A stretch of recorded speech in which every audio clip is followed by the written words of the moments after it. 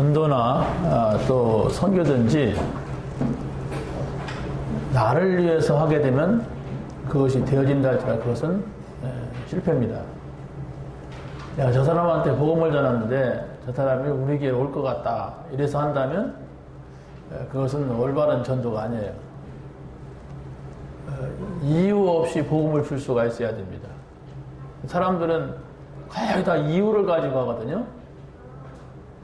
우리 자녀니까, 우리 가족이니까, 친구니까 뭐 이렇게 하면서 다른 동기를 가지고서 우리가 복음을 전하기도 하고 선교를 하기도 하고 그런단 말이에요. 그러면 일단 볼 것을 못 봐요. 진정성 있는 신앙생활이 될 수가 없는 겁니다. 그러니까 그것만 바꾸면 되는데 그게 바꾸기가 기적이 일어나야 바꾼단 말이에요. 그냥 막 고난을 경험을 하고 해야 그런 것이 바뀌어지는 거거든요. 그래서 저는 이 선교를 통하여서 하나님께서 준 은혜라면은 그 부분이 은혜입니다. 다른 교회에서도 이 일을 할 수 있도록 도와주자, 열어주자 이런 은혜를 하나님이 주셨어요. 별것도 아닌 것 같지만은 이게 하나님하고 통할 수 있는 아주 중요한 거예요. 그런 마음이 없다면은 선교 안 됩니다. 선교할 수가 없어요. 그래서 이유 없는, 다시 말하면 내 동기가 들어가지 않은 전도와 선교를 해야 하나님께서 역사하시고 응답하신다. 이것을 우리가 깨달아야 되고 붙잡아야 됩니다. 그래서 저는 정말로 이게 하나님의 이유를 이번에 붙잡고 갔습니다. 그게 바로 뭐냐면 한국에서 이루어지고 있는 우리가 이 선교, 이것을 우리 한국에 있는 목사님들이 잘 이해를 못해요. 그리고 또 저도 뭐 우리가 어떻게 선교의 중심으로 해서 움직이고 있는 것을 한 번도 다 모아가지고 얘기해 본 적이 없거든요. 이번에 그것을 좀 설명할 수 있는 기회다. 이런 생각을 했습니다. 그리고 거기 현지에 있는 그 선교사님들하고 이 이야기를 진지하게 해본 시간이 없었어요. 그래서 그 선교사님들하고 한국에서 이루어지고 있는 이 선교에 대한 아주 이 중요한 얘기를 소통할 수 있는 기회다. 이 생각만 계속했습니다. 이 생각만 계속 하면서 진행은 다른 목사님한테 맡기고 저는 그냥 아무 표시도 안 냈어요. 그냥 가는 사람들은 그냥 뭐랄까 저도 그냥 회원의 한 사람으로 가는 것 같이 전혀 표시 안 내고 뒤에서만 움직였어요. 그러니까 그 움직이는 어떤 목사님이 있는데 그 사람이 여행사 이런 걸 잘 하던 사람이야. 그래서 아주 잘하더라고요. 잘하고 보고만 받고 어떻게 돈은 어떻게 돌아가냐 이렇게만 보고 뭐 이렇게 했으니까 그러고서 이제 예배 드릴 때 나타나고 또 이제 후원자들과 함께하는 선교의 밤 요 시간에 제가 딱 나타나서 진행을 하고 이렇게 했는데 아무튼 뭐 그냥 모든 것이 순조롭게 진행이 됐어요. 근데 제가 보는 것은 또 달라요. 뭐가 다르냐? 설립 예배 드릴 때 5명의 사역자를 세우는데 전부 우리 팀들이 만났던 사람들이에요. 3명이 다 한국에서 복음을 받고 신앙생활 하다가 간 친구들입니다. 피어른이라든가 팔이라든가 우리가 한 번 만났지만은 계속 우리가 만남을 갖고 또 이렇게 연결을 해주고 메시지를 주었던 이런 친구들이고 올해는 만나지 않았어요. 한두 번 만났어. 근데 거기서 이렇게 하더라고요. 그리고 또 우리 설립 예배 드릴 때 봤던 그 대구의 그 자매, 예? 어쨌든 한국에서 만났잖아요.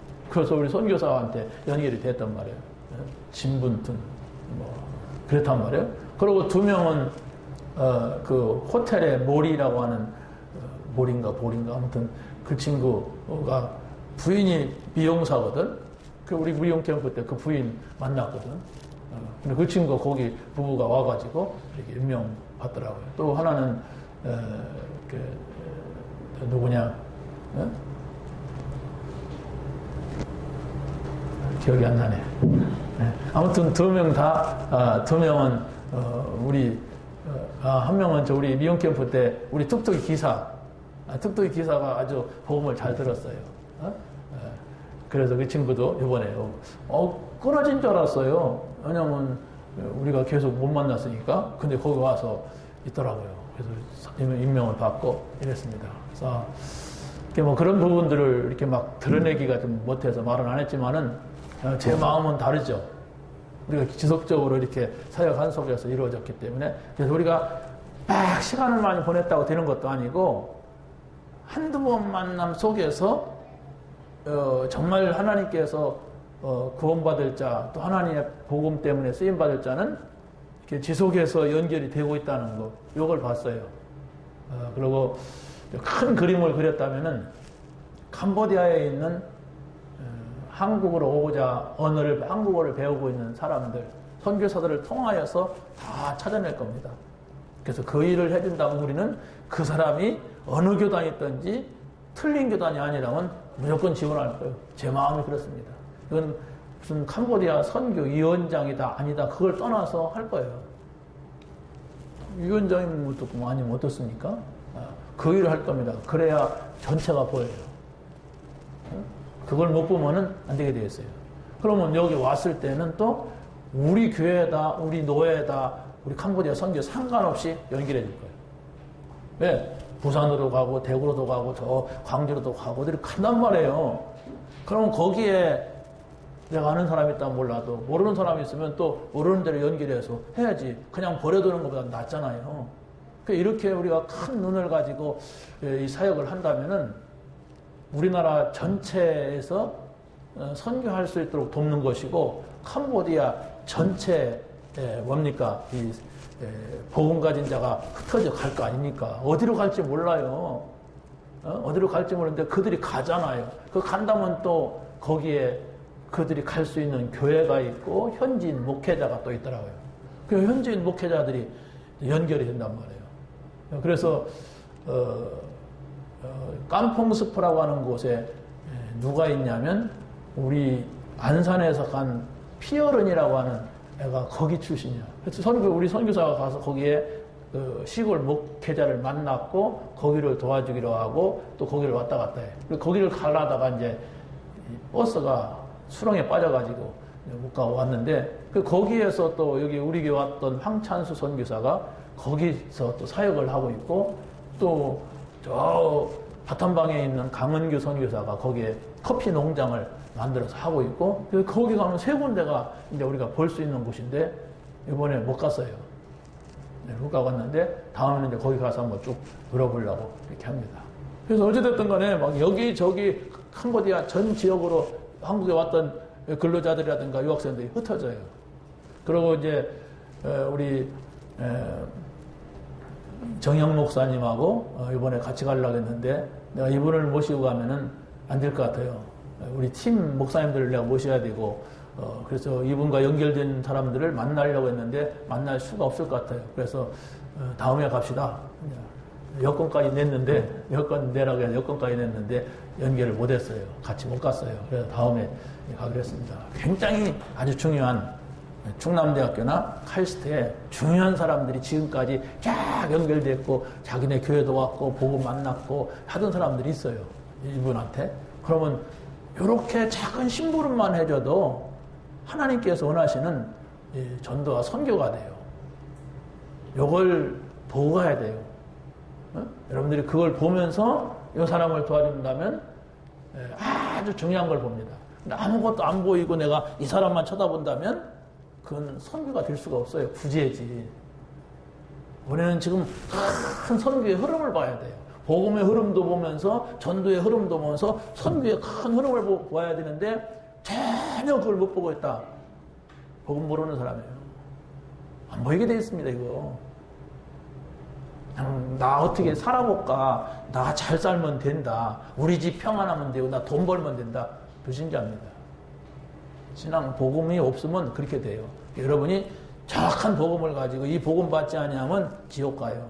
이 복음 받지 아니하면 이 땅에서 잘 살다가 어느 날 저주 재앙으로 무너져 버려요. 내가 노력하면 된다. 내가 열심히 하면 된다. 그게 아닙니다. 어느 날 갑자기 오는 문제를 막을 수가 없어요. 근데 문제를 와 봐야 합니까? 여러분의 집에 재앙이 와 봐야 그걸 알겠어요? 그때는 아무것도 안 보입니다. 재앙이 닥쳤을 때는 아무것도 그 불신자야. 재앙이 왔는데도 왜 오는 줄 모른다면 불신자라니까. 미안하지만은 그러면 그걸 내가 나더러 불신자라고 그래. 나는 6개 교회 다니는데 이렇게 기분 나빠한다면 구원받을 수가 없어요. 그 사람은 구원받을 수가 없어요. 그 사람은 내가 이 부분을 모르고 있었구나. 그렇다면 복음이 뭘까? 이렇게 여러분이 경각심을 가지고 해야 되지. 나한테 그래? 이렇게 삐진다면 아무도 구원할 수가 없어요. 그리스도를 알아들어야 돼요. 그리스도 밖에는 나를 구원할 자가 없어요. 사람이 많이 써도 그리스도를 모르면 하나님이 쓰지 않습니다. 그러나 소수할지라도 그 사람이 그리스도를 안다면, 나 혼자라도 그리스도를 안다면 하나님이 쓰십니다. 우리는 하나님 앞에서 쓰임받는 정말로 사람이 돼야 되지, 많은 사람들 속에 내가 있어서 내가 쓰임받지 못한다면 무슨 소용이 있습니까?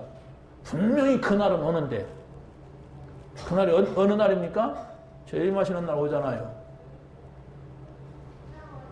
그날이 오는데 내가 죽는 날이 오잖아요. 그 다음에 어떻게 할 겁니까?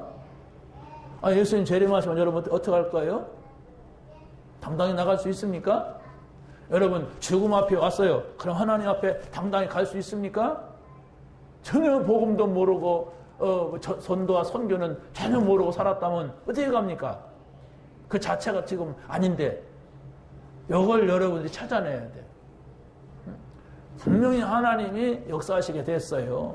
우리의 모든 이 중심과 이 바른 의식과 믿음을 지금 작업하고 있어요. 하나님이 문을 여시게 되어 있습니다. 전도 선교 방향 속에 있으면은 하나님이 역사하시게 되어 있고, 하나님이 역사하시는 속에서 출발되고 세워져야 돼. 그래야 되지. 안 믿는 사람들이 많이 왔다면 그거 챙기려면 전도 선교 못 합니다. 미안하지만 그 사람들 챙겨주고 그 사람들 섬기려면 못하게 돼 있어요. 그렇기 때문에 여러분들이 그 하나 가장 중요한 이 복음과 전도 선교 요걸 방향을 분명히 잡아야 돼요. 그래서 우리가 사문을 속에 들어가야 되고, 그래서 우리가 8미션을 깨달아야 돼요. 해도 되고 안 해도 되는 게 아닙니다. 이걸 모르면은 아는데 소용없다니까. 아는데 뻔히 알아. 물어보면 다 알아. 왜? 하도 들어가지고 여기 오지 않았어. 나하고 상관없는 교과서야. 이걸 여러분이 조금만 양심으로 돌아가면은 하나님이 깨닫게 하세요. 다니면 되지 뭐 그게 그렇게 필요한가? 미안하지만은 곤란합니다. 아무도 막을 수 없는 문제가 닥쳐오기 때문에 그렇습니다. 지금 여러분들 조금만 눈을 뜨고 정치라든가 교육이라든가 여러 분야를 보세요. 다 사단에게 장악이 돼버렸어요. 교회, 목사 다 장악됐어요. 지금 WCC 다 장악된 거예요. 이게. 그런데도 나만 먹고 살면 됩니까? 나만 아무 문제 없으면 됩니까? 문제 없을 수가 없어요. 문제 온다니까. 와도 몰라요. 복음 모르면은. 모른다니까. 지금 뭐 교회에서도 보면 이단 평가한 목사들이 이단이야. 최삼경 같은 사람이 그런 사람이라니까. 그 사람은 예수님의 마리아가 월경을 해갖고 아이를 낳았다 막 이러는 사람이야. 막 쓸데없는 얘기를 끄집어내. 그래갖고 막 욕을 바가지로 먹고 있는데 그걸 이단이라고 안 해요. 왜 그런지 아십니까? 통합 측이라는 큰 교단 속에 우산 아래 있기 때문에 그렇습니다. 그 인간이 다른 사람을 이단이라고 정죄를 하는 이런 판국이에요, 지금. 이런 판국이라니까? 여러분, 남의 이름을 다 거론해야 되기 때문에 그런데 아무튼 잘 봐야 돼요. 내가 복음을 가지고 보지 않으면 안 됩니다. 지금 WCC 완전 이건 적그리스도입니다. 그래서 유목사님 그런 말씀 한마디 하시대. 이단 분별하는 뭐가 아니라 적그리스도를 갖다가 판단하는 단체를 만들어야 된다. 적그리스도입니다. 이단이 아니라 적그리스도예요. 이건 완전히 기독교 멸망시키려고 하는 이런 단체들입니다. 너무나도 좋은 일 비슷하게 하면서 그리스도 말하지 못하게. 심각해요, 지금. 그런 때가 왔어요. 여러분, 그냥 얼렁얼렁 신앙생활 하면 안 됩니다. 정신 똑바로 차리고 해야만이 우리가 이 땅을 지킬 수가 있고 우리 자녀들을 지킵니다. 이 어마어마한 세력들이 다 몰아가 버리는데 살아남습니까? 교회 와도 소용없어요. 교회 온다고 해서 복음 듣습니까? 안 듣는데, 못 듣는데. 예? 중직자면 됩니까? 중직자도 전혀 생각이 없는데 이 일에 무슨 소용이 있습니까? 목사 되면 됩니까? 목사가 앞장서서 뭐 이상한 교회를 갖다가 이상한 데를 몰고 가는데 소용없습니다. 여러분 자신들이 이 복음을 깨닫지 못하면 어느 날 갑자기 임하는 저주 재앙을 아무도 막지 못해요. 그래서 여러분들이 잘 보셔야 돼요. 자, 오늘 구원받은 자의 축복입니다. 구원받은 자의 축복이라고 하는 것은 바로 뭐냐? 이렇게 할 때 구원받은 자의 앞에 잡으세요. 구원받은 자의 고난이 축복입니다. 아멘 할 수 있습니까? 아멘을 강요한다고 아멘 하지 마세요. 아멘 할 수 있어야 돼요. 두 번째는 뭐냐? 구원받은 자 안에 계시는 성령이 축복이라니까? 성령이 있음을 압니까? 여러분 안에 성령이 있음을 어떻게 압니까? 세 번째, 구원받은 자는 후회 없는 삶을 사는 것이 축복이에요. 이 말이 무슨 말이냐? 간단하게 정리를 하겠습니다. 구원받은 자의 고난은 축복이다. 그러면 첫 번째, 하나님은 당연히 하나님이 없으면 당연히 오는 재앙을 막는 주역이 누구냐? 이겁니다. 여러분들이 복음을 가지고 있다면, 여러분들이 전도자라고 한다면 당연히 올 수밖에 없는 세상에 이 재앙을 막을 수 있는 사람이 돼야 돼요. 뭐가 재앙인지도 모르는데 어떻게 재앙을 막습니까? 복음이 없으면 뭐가 재앙인지도 모르고 그냥 살아요. 핸드폰이 재앙이에요. 아이들이 3살만 되어도 핸드폰을 만지고 그거 가지고 놀고 그거 갖고 시간 보내는데 그거보다 나쁠 건 없습니다. 아이들 3살짜리가 가지고 노는 거야. 그런데 애들이 그걸 가지고서 어른들도 봐도 안 되는 그런 것들을 다 보고 다 무너졌어요. 어른들 할 거 없이. 그런 세상이에요. 심각하다니까 지금. 거기에 복음이 들어갈 수가 없어요. 복음이 들어갈 수가 없어요. 그런데도 공부만 잘하면 돼. 그런데도 뭐 그냥 우리 집 돈 많으면 돼. 그런데도 뭐 집 안 나가고 집에 있으면 돼. 아닙니다. 두고 보세요. 이 땅은 망할 겁니다. 망한 세상이에요. 그래서 장망성이라고 했잖아요. 장래에 망하는 성입니다. 여러분들이 이 복음, 왜 복음이어야 되는가? 왜 그리스도야만 되는가? 왜 다 이뤘다는 말씀을 붙잡아야 되는가? 이걸 내가 의식하지 못하고 있으면 그 사람도 거기서 망할 거예요. 그겁니다. 자, 고난을 당하지만은 그 고난을 통하여서 내가 하나님을 바라볼 수 있고 하나님께 가까이 나갈 수 있다면 그 사람은 구원받은 사람이고 축복의 사람입니다. 고난을 당하면서도 그 고난을 자기가 해결해 보려고 하고 그 고난이 바로 내게 정말로 더 비극을 불러온다면 그 사람은 불신자입니다. 불신자는 고난 당하면 살 길 찾아서 눈이 두리번거립니다. 어떻게 하면 살아볼까? 어떻게 하면 내가 이걸 해결해볼까? 그러나 하나님의 사람은 그렇지 않아요. 고난이 오면 하나님 앞에 서게 되어 있습니다. 나를 하나님 앞에만 드리면은 살아요. 어떤 문제가 있다 할지라도. 그런데 그것이 안 된다면 그렇지 않습니까? 여러분의 자녀는 어떤 문제가 오면은 여러분에게 찾아오지 엄마한테 아빠한테 찾아오지 다른 집에 가지 않아요. 다른 집에 간다면 가는 정신이 돌았든지 아니면은 그 집 자식이든지 그럴 겁니다. 우리가 하나님의 자녀라면은 하나님 앞에 서면 되잖아요. 하나님이 누구십니까? 우리 문제 해결하려고 이 땅에 오셨어요. 그것도 몇천 년 동안 얘기하시고 그리스로 오셨어요. 그러고 그분이 십자가에서 양손에 양발에 옆구리에 머리에 피를 흘리시면서 다 이뤘다고 거짓말했겠어요? 어떻게 거짓말을 그렇게 아슬아슬한 순간에 합니까? 그 고통 속에서 어떻게 거짓말을 하겠습니까? 그렇다면 여러분들이 그 사실이 여러분의 것으로 잡아야 돼요. 다 이렇다고 하는데 왜 나는 이렇습니까? 하나님 왜 이렇지요? 이렇게 물어야 돼요. 그러면 우리의 고난은 이유가 있어요. 하나님의 아주 중요한 계획과 뜻이 담겨져 있는 이유가 있다면 그 이유를 깨달아야 되지, 고난을 벗어나려고 몸부림을 치니까 안 되는 거예요.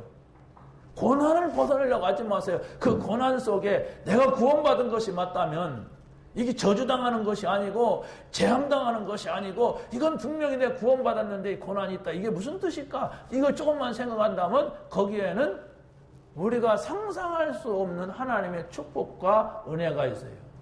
그게 요셉이고 그게 모세고 그게 사무엘이고 다윗입니다. 7명을 보세요. 다 고난을 당했는데 망하지 않았어요.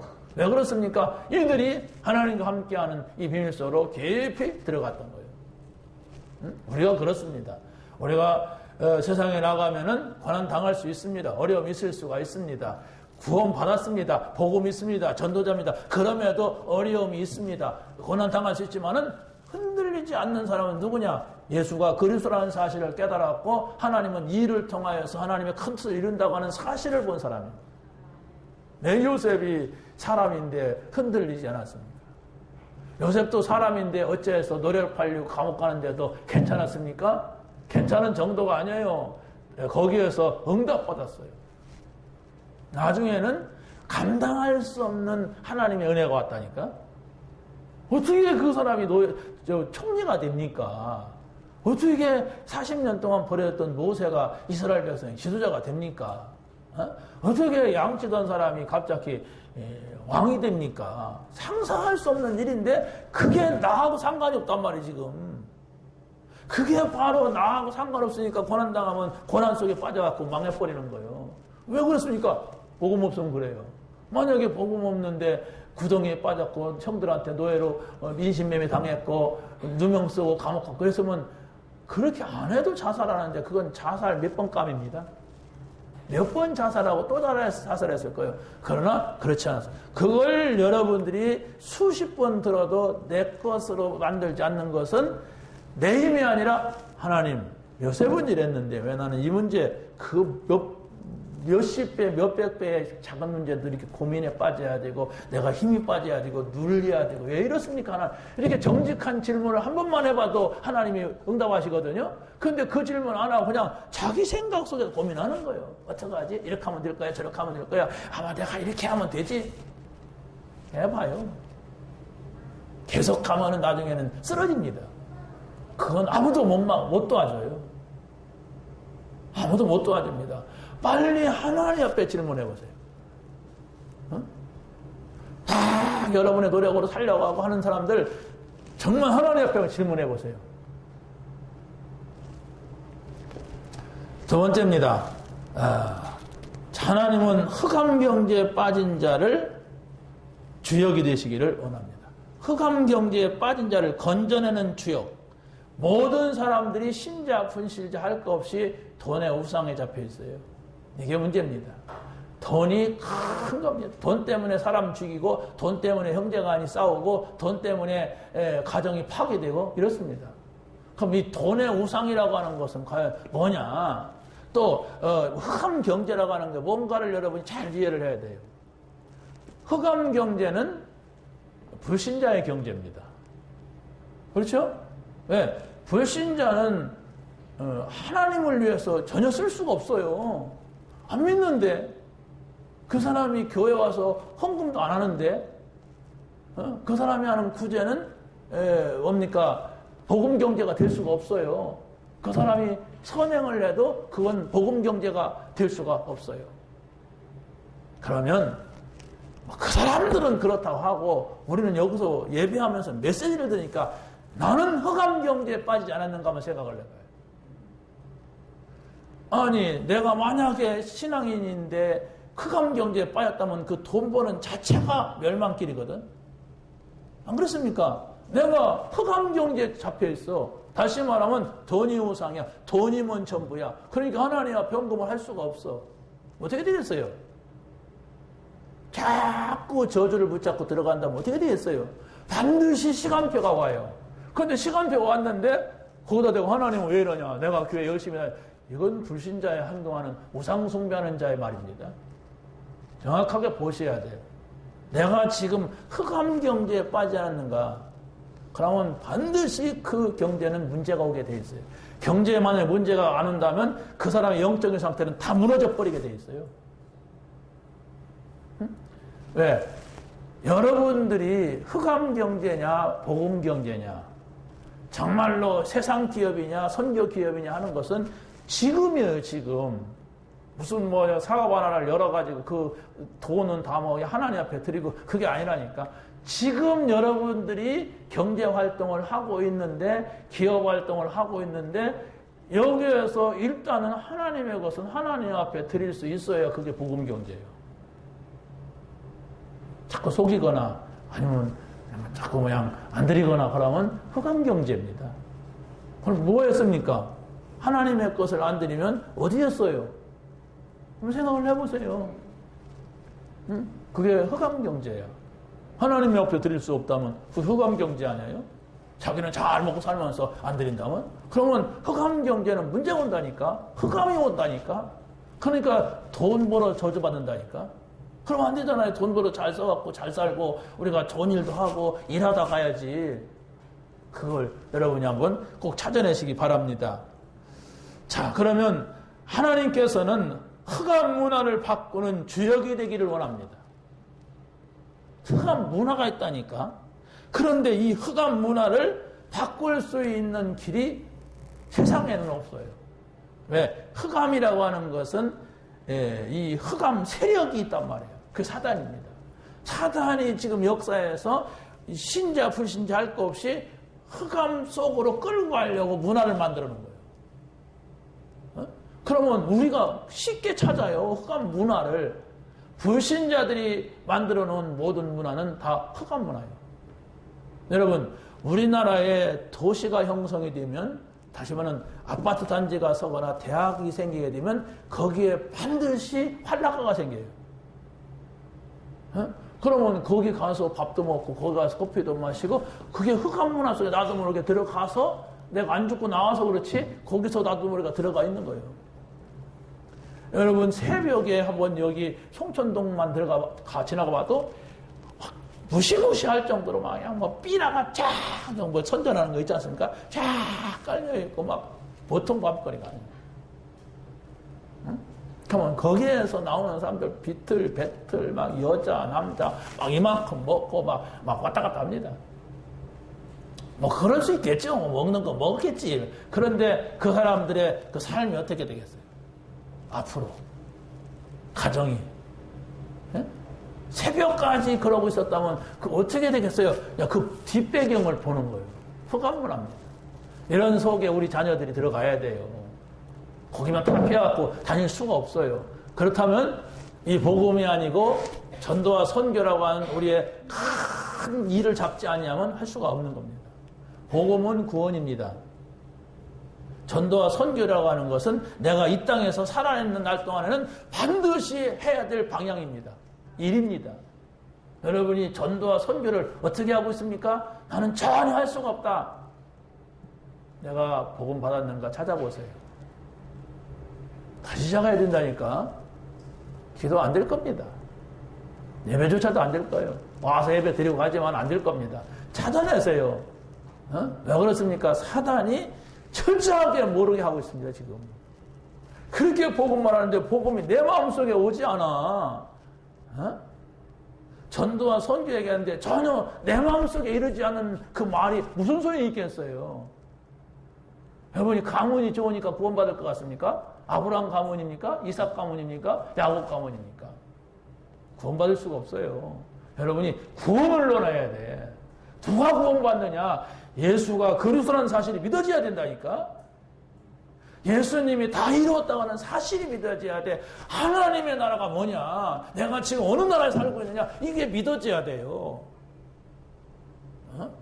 오직 성령이 너에게 임하시면 너희가 권능을 받고 서울과 남한과 북한과 세 개예요, 이게. 예루살렘과 서울 아닙니까, 수도. 유다와 남쪽이에요, 이스라엘 나라. 또 사마리아 북쪽이에요. 저주받은 땅. 우리나라 똑같아요, 지금. 땅 끝까지 이르러서 선교입니다. 이걸 말하고 있어요. 그런데 하나님께서 우리에게 이 축복을 주시려고 가까이 와요, 선교가. 손만 뻘쳐도 150만 명의 다민족이 우리에게 있습니다. 그러면 비행기 타고 가서 선교해야 된다면 선교사밖에 안 되잖아요. 우리는 선교라는 건 꿈에도 못 한단 말이에요. 그냥 돈 좀 보내주고 어쩌다가 한번 가도 뭐 선교하고 옵니까? 그냥 갔다 오는 거지. 뭐 선교 못 해요. 그런데 우리가 아주 가까운 데서 지금 왔어요. 사람들이 와가지고 우리에게 복음을 달라고 하고 있고, 하나님은 이 속에다가 딱 묻어놨어요. 아무나 못 찾도록. 어떻게 할 겁니까?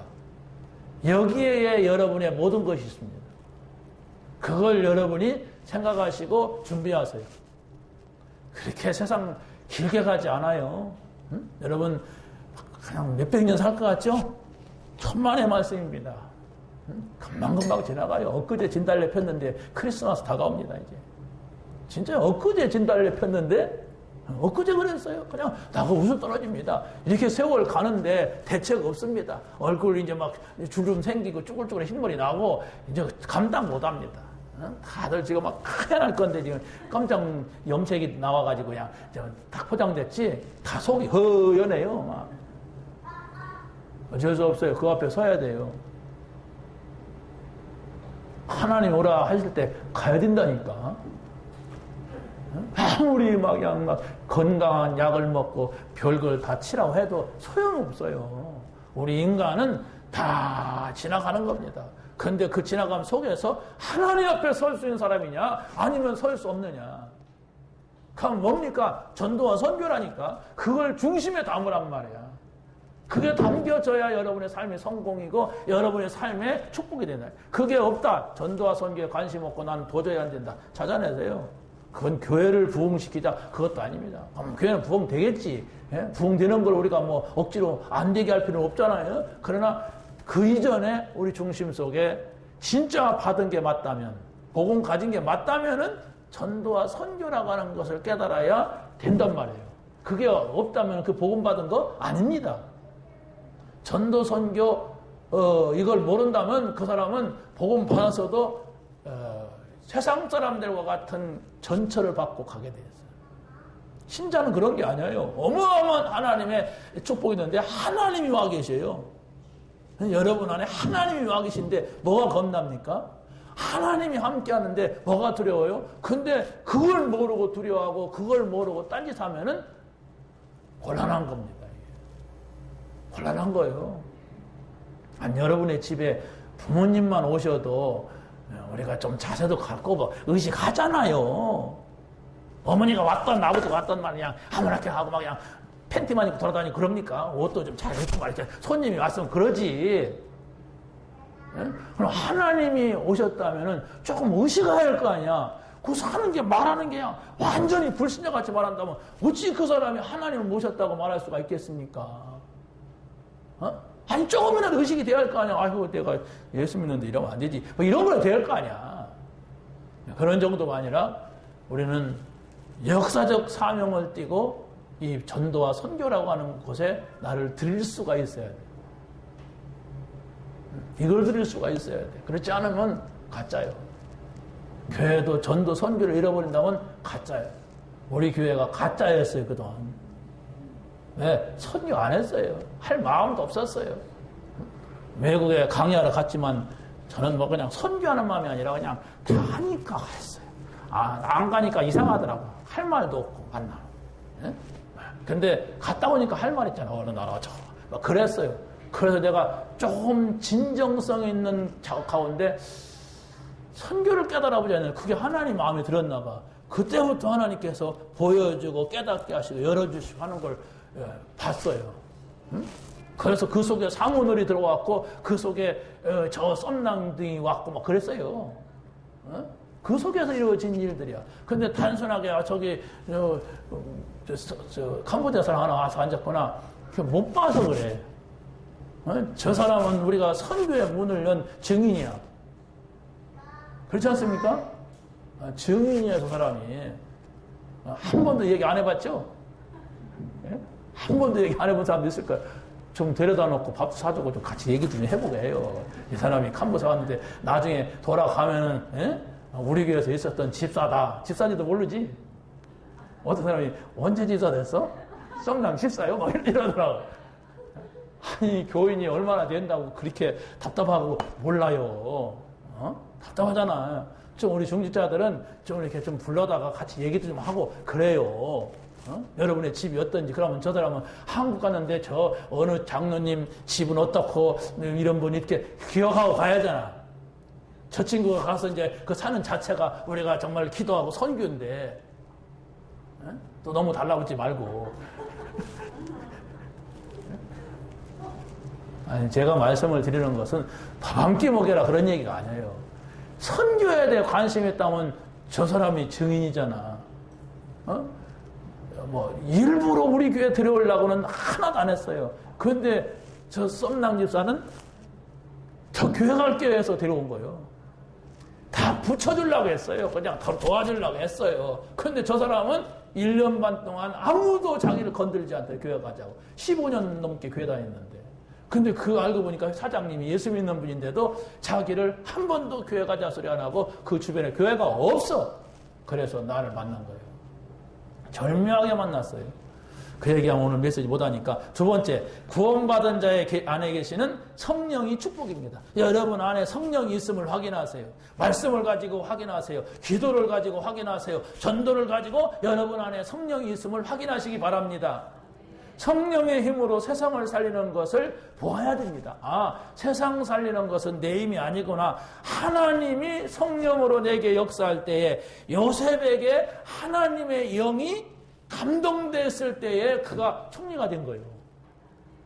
그게 아주 중요한 겁니다. 내가 하나님의 영에 의하여서 세상을 살릴 수 있고 전도와 선교를 할 수가 있는 겁니다. 내가 하면 되는 게 아니에요. 하나님의 영에 대한 하나님의 영이 어떤 사람들한테 역사했고 어느 곳에서 역사했는가 그걸 찾아보세요. 아까 말씀드렸듯이. 우리 전도 제자들 꼭 기억하세요. 여러분이 메시지 정리다 그러는 것은 단순한 말씀 정리가 아닙니다. 바로 기도 흐름과 전도 흐름과 성령 흐름과 이런 흐름들이 있어요. 성경에서는 누가 어떻게 기도했는가, 기도에 응답한 사람 누군가 조금 여러분이 연구해 보세요. 그래서 그거 붙잡고 여러분이 좀 생각을 묵상해 보세요. 그러면 하나님께서 그 작은 한 가지가 2가지, 3가지 응답으로 막 얽혀요. 그런데 응답 안 오겠어요? 지금은 기초 작업을 해야 돼. 그냥 자기 교회 다니는 게 신앙생활 전부인 줄 알고 전도 선교는 그냥 뭐 되면하고 안 되면 말고 막 이렇게 신앙생활하는 사람들이 태반이에요 지금. 제자가 있어야 사람들이 많으면 그 사람들이 언제나 쓰죠. 그 사람들이 많이 와도 제자가 없으면 그냥 다 무슨 닭보다 무슨 소보다 뭐 이렇게 쳐다보기만 할 건데 그럼 어떡하라고. 복잡하게만 하지. 그래서 하나님께서 지금 우리에게 사모늘의 축복 속에 깊은 기초를 깔게 하고 이제 우리가 전도 나설 수 있는 8미션이라고 하는 중요한 답을 주신 거예요. 저는 답입니다. 사모늘을 해오던 답이에요. 그렇다면은 계속 연구합니다. 이제 아무리 동영상 들으라고 해도 이 좀 나이 드신 분들은 못 듣는다. 결론을 내렸어요. 그래서 렘넌트들 붙잡고 8미션 할 겁니다. 왜? 어른들은 찾아 먹어야 돼. 잔소리 하고 되는 게 아니라. 이제 우리 렘넌트들 데리고서 그 증거를 보일 테니까 자세히 보세요. 들어야 되는지 안 들어야 되는지. 계속 들으면 계속 답이 나와요. 계속 답이 나오면 보는 시야가 다르고 다르게 되어 있습니다. 쓰임받아야 됩니다. 쓰임받게 되시기 바랍니다. 어떻게? 전도자로, 선교사로 쓰임받으세요. 전도자는 우리 문화에다가 전하는 게 전도입니다. 그럼 우리는 선교는 뭐니까 다른 민족에게 복음 전하는 게 선교예요. 그러면 내가 전도자로 선교사로. 아니, 그걸 할 수 있다니까 얼마나 축복이에요. 아니, 내가 얻어먹어야 되는데 내가 저 사람을 도와주고 살릴 수 있다는 게 얼마나 축복이에요. 우리나라가 그런 축복 속에 있는데 그 축복을 누려야 할 거 아닙니까? 어? 아니, 내가 다른 나라에 가서 공부하고 다른 나라에 가서 이렇게 일하러 가고 그렇게 해야 되는데 하나님 우리나라를 축복하셨어. 그냥 도와줄 수 있는 입장에서 이 축복을 누려야 되는데 그게 전도와 선교라니까. 조금만 방향을 바꾸세요. 내가 더 잘 살고 더 많이 먹고 나 잘 되고 우리 집 우리 새끼 하지 말고 그건 다 이방인들이 하는 거다. 그 이방인들이 하는 짓을 계속 하고 있으면 어떻게 되겠어요 그게? 에? 아니 불신자가 하는 짓을 계속 한다면은 하나님하고는 전혀 안 통하는 사람이라니까. 목사든 장로든 안 통하면 어떻게 되겠어요? 곤란합니다. 저는 기도 제목이 이 일을 우리 중분회 목사님들 또 우리 캄보디아 선교위원들이 다 같이 했으면 좋겠다 이런 생각을 가지고서 이번에 갔다 온 거예요. 근데 이걸 막 조직적으로 하자 그럴 필요 없다 이렇게 얘기해서 또 소문 듣고 하나 둘 이렇게 모여져서 이 사역을 해야 된다. 그래서 일단 우리 교회만이 아니라 함께 할 수 있는 사람들이 몇 사람 있잖아요. 이렇게 하다 보면 응답이 와요. 응답 올 겁니다. 근데 우리 교회에 있으면서도 전혀 이 전도와 선교의 의식이 없다면은 어떻게 되겠어요? 하나님의 축복이 다른 데로 가요. 그냥 못 알아듣잖아. 알아들어야 되는데. 나는 전도자다. 나는 선교사다. 이걸 딱 붙잡으세요. 그러면 전도자는 어떻게 되고 선교사는 어떻게 해야 되는가? 두 개 잡아야 하잖아요. 우리가 이제 구원받았으니까 하나님이 계시니까 하나님이 지금 나와 함께 하시니까 이 두 가지를 딱 잡아야 돼. 나는 전도자로서 나는 선교사로서 어떻게 살아야 될 것이냐? 계속 거기다가 메시지 모아보세요. 응답받게 될 줄로 믿습니다. 또 성령의 보증을 받은 자의 축복을 보아야 됩니다. 바로 예수님께서는 우리에게 분명히 말씀하시기를 성령 다른 보혜사를 너에게 보내주어 영원토록 함께 있게 하겠다. 구원받은 자입니다. 그런데 이 성령인지 귀신인지 어떻게 알아요? 그런데 예수님께서 뭐라고 했냐면 내 이름으로 보내실 성령 그가 그랬어요. 모든 걸 가르쳐주고 그러면 나에게 하나님이 모든 걸 가르쳐주고 생각나게 하시면 되잖아요. 그런데 내 이름으로 보낼 성령이라고 했어요. 내 이름은 그리스도의 이름으로 보낼 성령. 다시 말하면 그리스도를 바르게 알아야 된다는 말이에요. 그리스도를 모른다면 이 사람은 귀신을 받을 수가 있어요. 뭐 받으려고 하는데 기도하는데 내 이름으로 보내실 성령이라고 했어요. 그리스도 이름만이 우리의 구원이고 그리스도의 이름만이 성령이 역사하고 그리스도의 이름만이 천사가 움직여요. 그런데 그리스도를 모르는데 저 사람이 뭐 막 응답받는다, 뭐 방언한다, 뭐 은사 받았다. 귀신입니다, 그게. 성경이 그랬잖아요. 내가 그 길이요, 하나님 만나는. 그리스도를 통하여서 모든 것이 오게 돼 있습니다. 그래서 성령이 여러분 안에 계시다고 하는 것은 여러분들이 알아야 되는데 성령이 오시면 일단 평강이 있다고 했어요. 평강. 성령이 여러분의 역사하시면 일단 막 바람 같은 불 같은 역사가 있다니까 막 힘이 나게 되고 열정이 생기게 돼 있어요. 정말입니다. 어떤 분이 저한테 목사님은 열정이 있다고. 그렇다고 내가 30대 열정이라고 이러는데 그 열정이 그냥 생기는 게 아니에요. 하나님이 주신 은혜입니다. 사람들이 노후대책 얘기요. 자, 다 돌아가실 것 같아. 그냥 내일 모레 그만둘 것 같아. 하나님 역사하시면 돼요. 먹으면 얼마나 먹고 싸다가 갈 겁니까? 하나님 역사하셔야 돼요. 정말 이 복음과 전도라고 하는 복음과 선교라고 하는 이걸 가지고서 여러분이 깊이 생각을 하고 뛰어도 이걸 향해 뛰면은 그 모든 걸 더 하신다고 하는 걸 붙잡아야 되지. 이방인들이 하는 짓을 하고 있으면 안 되잖아요. 여러분이 꼭 기억하세요. 정말 하나님께서는 더 하신다고 그랬어. 나라와 의를 구하면 그게 뭐랍니까? 우리가 복음과 전도, 복음과 선교 이거 아닙니까? 그럼 나는 전도자로 나는 선교사로 서야 돼. 선교 임명받아야 선교사가 아닙니다. 응답 받으시기 바랍니다. 성령 충만안에 중요한 결과가 나오는 것을 우리가 알아야 되는데, 성령 충만이라는 것은 바로 뭐냐? 영적인 힘이 생깁니다. 영역. 그리고 또 지력이 생깁니다. 지혜, 지식 이런 것이. 저 사람은 그렇게 배운 것도 없는데 어떻게 저런 말을 저런 생각을 할까? 이런 것이 나와요. 왜? 가르쳐 주시고 생각나게 하시리라. 체력, 육체의 그 영을 부어준다고 했어요. 그러니까 우리 영이 하나님의 영을 받으니까 어떻게 됩니까? 건강이 찾아와요. 그리고 또 경제력은 바로 뭡니까? 전부 이 사단에게 잡혀있는 흑암 경제가 돌아가고 있는데, 이 흑암 경제를 여러분이 복음 경제로만 바꿔주면은 하나님이 요셉에게 주신 그 경제를 줘요. 요셉은 경제를 어떻게 할 수 있는 사람이 아니었어요. 왜냐? 노예가 자기 소유권은 전혀 가질 수 없는 노예인데 무슨 경제예요, 경제가. 다윗은 그냥 무슨 양이나 치지. 그 양 치는 게 뭐, 양 좀 많으면 많지. 그거 뭐, 얼마나 경제가. 그런데 이 요셉은 그 당시에 세계를 움직이는 애굽 경제를 주물락펴락 했어요. 총리가 그랬잖아요. 왕이 그랬잖아요. 내가 너보다 높은 건 보좌에 앉은 것이다. 네가 지나갈 때에 네 앞에서 머리를 숙이지 않을 자가 없을 것이다. 다 네 맘대로 해라. 이랬단 말이에요. 이게 여러분들이 알아야 될 흑암 경제를 넘어서서 복음 경제로 가자. 내가 정말로 돈을 벌어가지고 다 드릴 만큼 내가 이 복음과 선교를 위해서 깨달아야 된다. 이렇게 돼야 돼. 아유, 다들 이러네. 결국 저 말이었구나.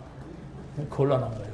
그럴 만큼 그게 돼야 된다니까. 그만큼 이게 중요하다는 얘기예요, 이게. 그런 한 사람이 나왔을 때에 한 지역의, 한 나라의 역사가 일어난 거예요.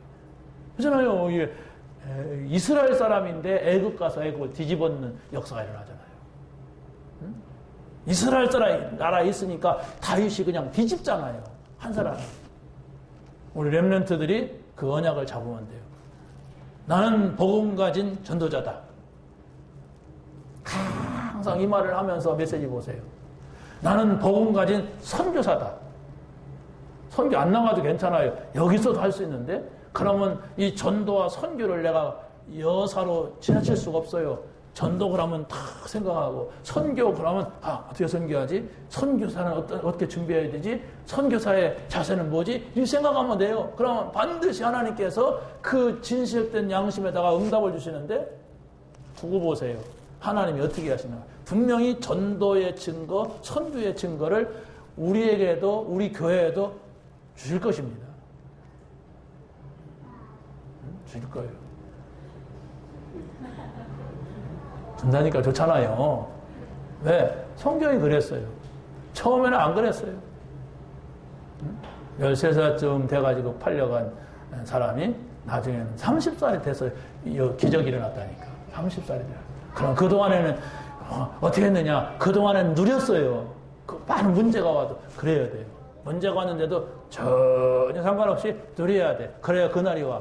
문제가 오니까 막 흔들리고 막 그냥 앉았다 섰다 폈다 막 그냥 어디를 어떻게 할지 모르고 막 울고 막 안 됩니다. 그 사람. 미안하지만 안 될 사람은 괜찮다. 시간 빼도 안 죽는다.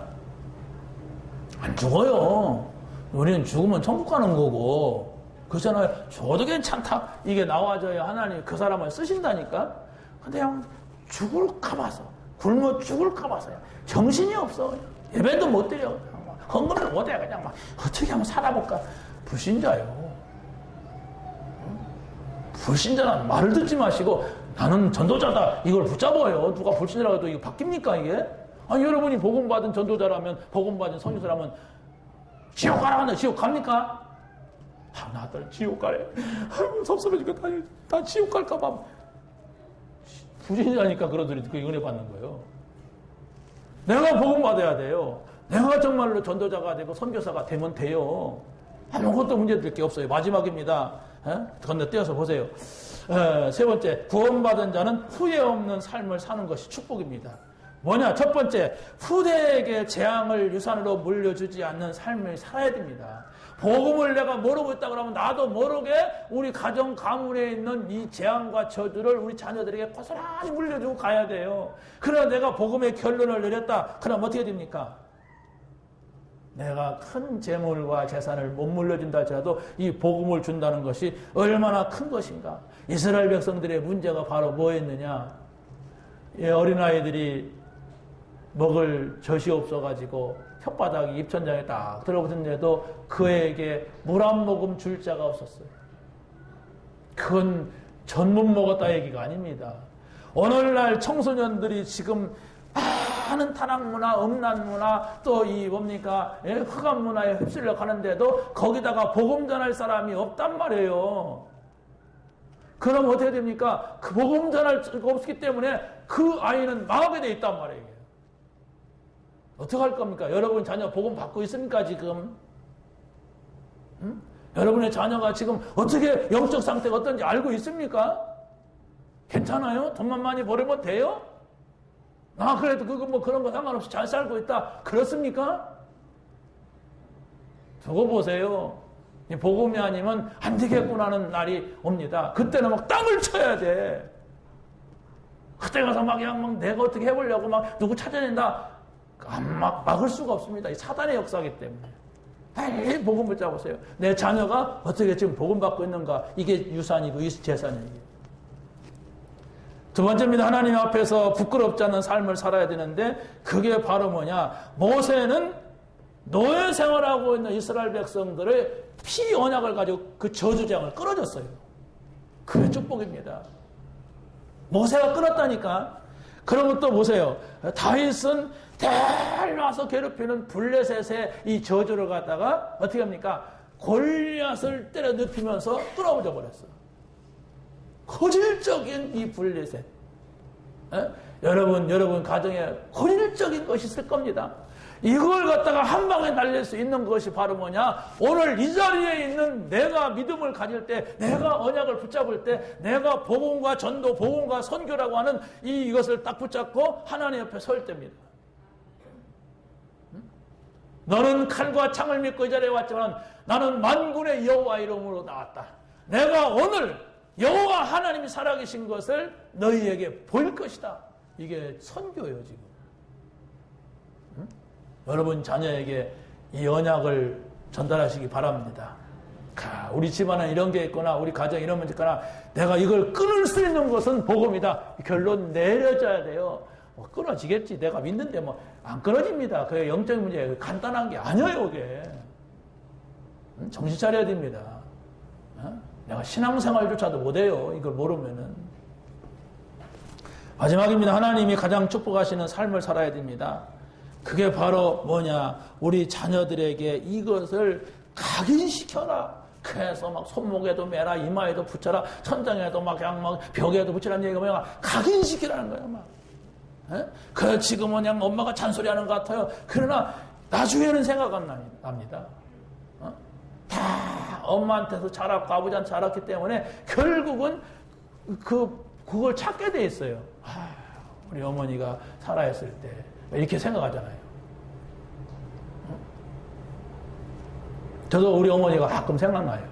방을 쳐다보면 생각나고. 근데 우리 어머니는 아무튼 하루에 4번씩 기도했어요. 이 복음, 제가 복음을 전하면서. 그러고 걱정을 하시고. 네? 걱정은 많으신 분이야. 그런데 하루에 4번씩 계속 기도하신다고. 그게 우리가 복음 받을 수 있던 배경 아닙니까? 네? 나는 몰라요. 우리 할아버지는. 근데 우리 할아버지가 교회 속에 있었어.